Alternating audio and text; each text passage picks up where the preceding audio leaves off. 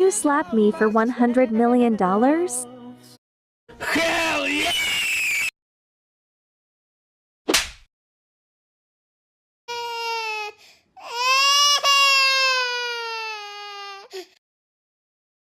Want me to? Money talks, money talks.